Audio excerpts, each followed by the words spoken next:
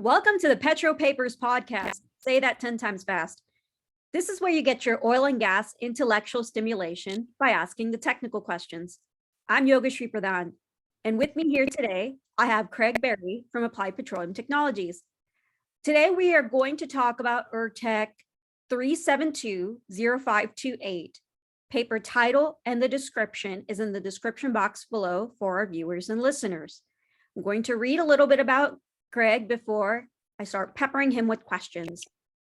He's a mineralogist and geochemist with expertise in petrography, scanning electron microscopy, specifically utilizing electron backscatter diffraction, and a wide range of stable isotope techniques and applications.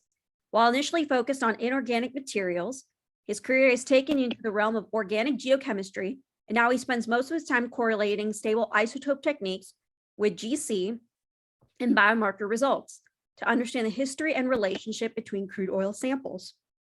He's worked in academia and industry between 2011 and 2015 as a product specialist and a product manager for one of the world's largest isotope ratio MS and elemental analyzer manufacturers, Elementar.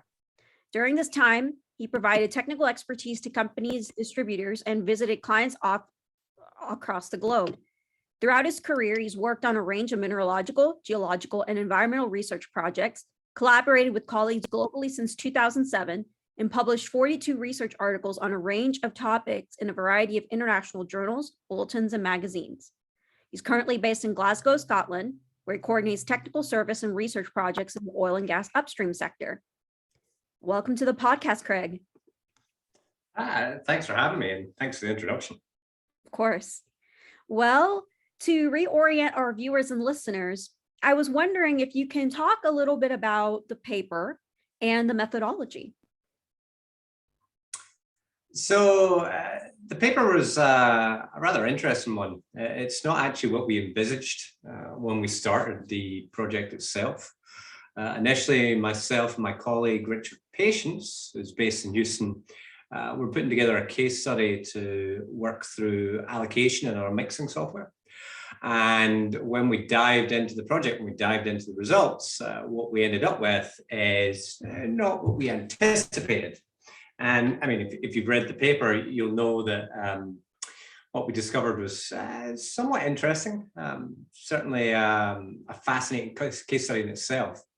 So really what we were trying to do was assess at a relatively high resolution the geochemistry of a pilot hole in the Midland Basin in Martin County, looking from the Lower Spraberry down to Wolfcamp B, and the goal being to tie those results from the pilot hole back to the production wells. And so our methodology is usually the same. We'll start off by screening via TOC and pyrolysis. We want to identify the quality, the maturity, and any evidence for in situ hydrocarbons or migration. And then that's a relatively inexpensive process. We move from there to the detailed geochemistry, and that's where we throw in whole oil GC, biomarkers from GCMS, and any other techniques which we feel will benefit the program. In this case, it was GCMS from the citric biomarkers. And so the take-home message we were hoping the paper would deliver would be, wow, this is a powerful workflow. It can benefit what people are doing. And basically, a wee bit of geochemistry can go a long way, especially if you're going to integrate across data sets. And it's actually a sister paper to one my colleague Richard wrote, which was focused on more on the laterals, as well as the pilot hole from a couple of pads, rather than allocation. My job was to look at the allocation primarily. Awesome. Well, I wanted to get into the technicality of the paper, and this is really for those that do not have a geochemistry background or geology background for that matter, such as myself. So I was wondering if you can explain to our viewers and listeners what S1 and S2 stand for and what you're looking for in this analysis. Yeah, and S1, S2, and when I don't mention S3 are the peaks which most people look at from pyrolysis instrumentation. More often than not, people call it Rocky Val, but Rocky Val is actually a trade name for instrumentation. It's actually just pyrolysis itself. And I usually ask what the S's mean, and the S's, as far as I'm aware, and it's lost historically. I asked one of my old bosses previously. It just happened to be that was the letter people were using for those particular peaks. They could be P1, Q1, R1. It doesn't really matter. But the two of interest, certainly to me, the S1 is essentially the volatile hydrocarbons present in your rock. Quite often that's referred to as the free hydrocarbons or the oil yield. And S2 is the non-volatile organic matter. Quite often people refer to that as the kerogen yield. So if you're looking at sandstone or siltier horizons, where you have migrated fluids, then you're going to expect to have minimal S2, but you'll have lots of S1. We use both of these peaks to get an understanding of how much free hydrocarbons we have, so how much potentially producible oil we've got. We want to get a sense of thermal maturity variation, and we do that from the S2. That's where we generate something which is known as Tmax. And you can convert Tmax to a vitrinite reflectance equivalence. And if you've ever read any of the papers by Dan Jarvie, he's probably one of the main people who pioneered that in the industry, although there are many others, so I don't upset anyone. And so we use these screening methodologies to really understand from a basic screening standpoint what is happening across our stratigraphy, where we should land our wells, where the best quality oil is. And ultimately you can take that data, I never quite get into it in the paper, and generate understanding in terms of, let's convert geochemistry to something which would geologists and engineers would understand. So barrels per acre foot, we can convert it to that. And we can convert it to mobility and saturation understanding. So it's taking geochemistry and making it work across discipline. As I said, this is some of the most basic techniques you can deploy in these plays. Awesome. You already mentioned this in terms of, it's called rock eval, but I was also wondering, what is LECO or LECO SC362? That was yeah, my bad. Clearly I made a typo. It's actually SC632. 632. Yeah, that was my bad. I probably mixed them up in the paper. But basically, LECO is a manufacturer of instrumentation, and the SC632 is a type of instrument. It's a TOC instrument, and that's the one we use in our lab to generate our total organic carbon data. The RockEval 6 is it's not the current iteration, but it's one of the previous iterations of the RockEval pyrolyzer unit. I think they might be on 7 at the moment. But again, it's very interchangeable. A lot of people in the industry will ask for, I want to do RockEval. Essentially, they mean they want to do pyrolysis on their samples, and RockEval was the one which tended to dominate in the industry. But another equivalent would be Hawk pyrolysis. And you can use the same methodologies. You can generate equivalent data. In the same lab with the same two, well, with a Hawk instrument and a RockEval, you should be able to generate data within error of one another. So it's trade names for particular techniques and instrumentation. Awesome. Thanks for that clarification. I wanted to go ahead and skip to the results portion of the paper. You mentioned about thermal maturity of oils calculated from the GCMS biomarkers. They're higher than the associated landing formations. Why would you say that's so? So when you're looking at thermal maturity in extractable organic matter, so the organic material that we get out of the rocks to assess, normally you do that via screening, and you do it via Tmax. That's some of the most inexpensive ways of doing it, as I mentioned. The challenge in reservoir horizons is that you will have almost no S2. So you can't really assess the thermal maturity in those horizons, not with any reliability, not with any confidence. So what we do in addition to doing essentially rock maturity from the EOM is we look at the biomarkers to generate an oil maturity, because we can do that right across the board, reservoir or source reservoir horizons as well. And so when we look at certain horizons in that paper, the Dean sandstone in particular, there is a thermal maturity of the fluids within the Dean, which are much higher than they should be, given the trend across the stratigraphy.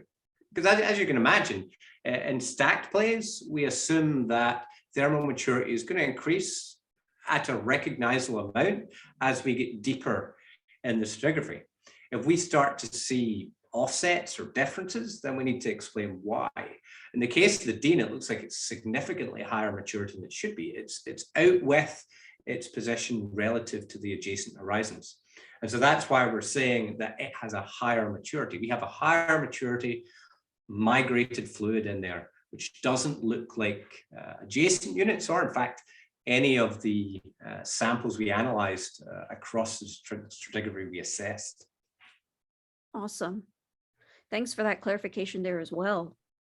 I wanted to pivot again to the methodology portion of the paper. And I've noticed in geochemistry, there's hierarchical clustering, there's principal component analysis to indicate how there are differences between oils, for instance. What are some of the categories you're cutting off in the hierarchical cluster analysis when determining oil families? So, I mean, there's a lot of features and elements you can play about with when you're doing statistics. One of the reasons we use it in petroleum geochemistry so often is it means we can take lots and lots of parameters and distill them down to essentially three-dimensional space and into the HCA dendrogram, which is relatively easy for people to visualize and understand what's going on. Depending on what you're doing, you may use differing ratios, you may use differing types of data to input into your statistical programs. And there's many out there. The ones I use primarily have been Pirouette, which is pretty industry standard, and Trinity from ZetaWare has a very good statistical set of algorithms in there as well. And so in this particular paper, I was focused on the saturate and the GC ratios. That's what we dumped in. Those are our loadings for generating our separation in PCA and HCA space.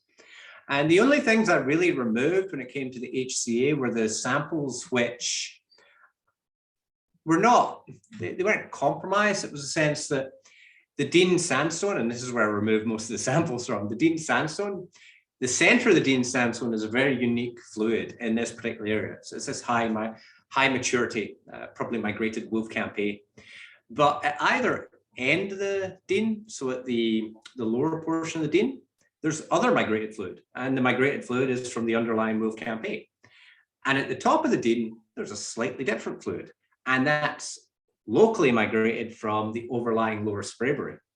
So when you do the HCA and PCA with that, those fluids at the top and bottom of the Dean correlate with their associated adjacent horizons. So I pulled them out purely not to confuse people, because you'd suddenly see a bunch of Deans with the lower Sprayberry and the Wolfcamp A, as you would expect, but they are actually tying back to those horizons as we would actually expect. So I did it for clarity for the reader. So, because geochemistry can be complex enough. Awesome. No, thanks for that clarity as well, especially what was expressed in the paper, since a lot of those samples came from the Dean. Speaking about the Dean sandstone, if most of the fluid is being produced, I was curious to know, when you've worked with other operators, have you seen from other operators on how they might develop differently? So, I should emphasize this because it came up when I was presenting at URTEC. You will not see this everywhere. Where we were doing our project here in Martin County, we're relatively close to what is defined as the conventional Dean reservoirs. So we know there's a lot of potential conventional production there. So don't imagine you're going to see this everywhere where you may be landing close to or targeting the Dean.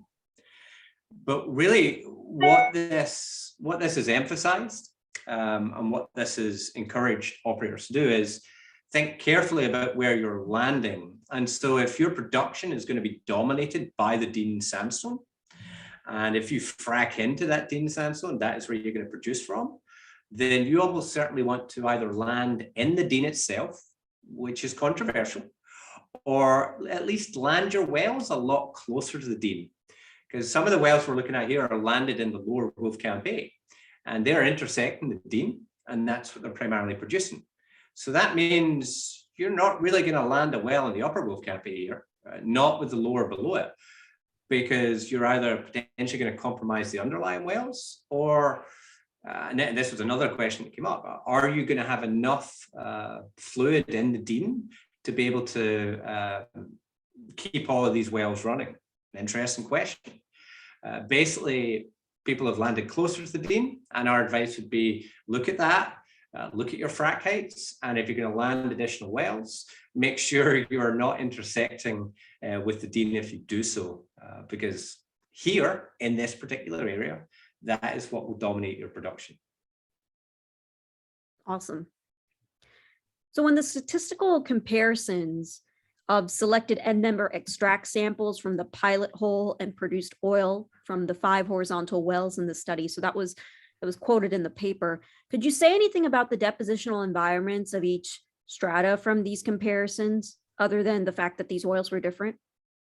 In this study, and I'll clarify, you can do that in many of these projects. In this study, the organofasces across the board, particularly in the Lower Spraberry and Wolfcamp A, is so similar, there's very little you can say about any differing depositional horizon. And it wasn't really the focus for us. Other studies, if you jump across the Delaware Basin, there is big variability in depositional environment. And one of my favorites is there's a couple of upwelling biomarkers, tetracyclic C32 and C26TS. And there you can look for restricted to upwelling environments. Wolfcamp A, Wolfcamp B separate very nicely there, as do the Bone Springs. So yeah, you can quite often separate it. You can see differences. You can get an understanding. Here it wasn't the focus, and there was very little variation to work from anyway. Most of the variation in the Midland actually tends to be related to thermal maturity. Oh, okay, awesome. Thanks for that clarification as well. Since now I've transitioned over to the Delaware Basin as far as my primary form of work, there's been conversations about indication of depositional environment if there are different oil samples, for instance. Coming from the Midland Basin, I realize how heterogeneous the Delaware Basin is. So to clarify for those who don't have a background in the Midland Basin, for instance, to know how pretty homogeneous or the depositional environment are so similar, that's just good clarity to have. Yeah, I mean, the Spraberry and Wolfcamp A can often be challenging to separate out, as can be the Middle Spraberry. But there are plenty of workflows out there you can work from. So you can start building compound understanding or ratio understanding, which defines particular horizons. And geochemistry has kind of shifted away, certainly in resource plays, from defining an understanding of what these fluid signatures represent to basically trying to define them with whatever data and ratios you have, even if you don't understand what a lot of these peaks may be representing in terms of maturity organofasces. If they distinguish particular zones and if they are consistent across extracts and oils, then that's what we throw at the problem. Right. So you mentioned this already a few in the questions that I've already asked you, but for some emphasis for viewers and listeners, how did we approach the conclusion that most of the oil was being produced from the Dean? Yeah, I mean, that's still a great question. And it basically comes down to that the geochemical fingerprint of the fluid, certainly in the center of the Dean in this particular area, is so distinct and does not look like any of the adjacent or surrounding stratigraphy. And the oils themselves, the produced oils, which is what we're trying to tie back to our baseline extractable organic matter, the oils do not look like any of the other extracts in the area except what we see in the Dean. And so there's no question that these are produced from the Dean. And this particular pad dominated around about 80 to 85% coming from the Dean. You don't see that necessarily, as I said, in some of the pads nearby. You don't see that necessarily in the next acreage over, or certainly the next county over. Here, though, it does tend to stand out. And it's just because that fingerprint is so obvious, it's so dominant, that it puts a giant red flag on the Dean to say, well, this is where you're producing from here. Perfect. Well, I know I've peppered you with a few questions already, but there's one question I can't let you go without, and it would be, what are some of the implications of this work that we haven't seen before in the industry? Haven't seen before. I mean, it's hard to say. I'm a geochemist, and I think the industry should do more geochemistry in general. But I mean, one of the implications really would be you need direct evidence to confirm where you're draining from. Inferences are good, and there's plenty of techniques out there which are complementary, which will give you at least a rough handle of what's going on. There is nothing better, though, than a direct assessment of what we have. And fluid geochemistry offers that relatively easily and relatively readily, as long as you deploy the tools. And I mean, the other aspect is, this is a very unique example of the drained rock volume being quite interesting, in the sense that if you imagine our stimulated rock volume as we frack these particular wells, for example, the lower Wolfcamp A well, the SRV is certainly going to be extending into the Wolfcamp B. It's going to be extending through the Wolfcamp A and clearly into the Dean. And yet, the vast majority of the stimulated rock volume isn't producing fluid. What is where the DRV touches the Dean. The Dean is just so desperate to produce here. That is what is dominating what we see. And because we also have additional migrated fluid in the Dean, probably some lower maturity Wolfcamp A, probably some lower maturity lower Sprayberry oils, they could also be coming in to our production wells here from the Dean. They're not necessarily producing from these landing zones, because we know there is fluid there which looks like that signature. So it just raises an interesting challenge about trying to understand how our drainage networks are actually draining the fluid, and whether it's as simple as we often imagine, or whether much greater complexity exists, which requires these direct methods of understanding. Excellent. Well, Craig, thank you so much for letting me pepper you with questions on this podcast. No, thanks very much for letting me talk about my papers. As I said when you emailed me, it's always nice to hear that somebody's actually reading them other than me. Perfect. Yeah, it's really nice when more people read work.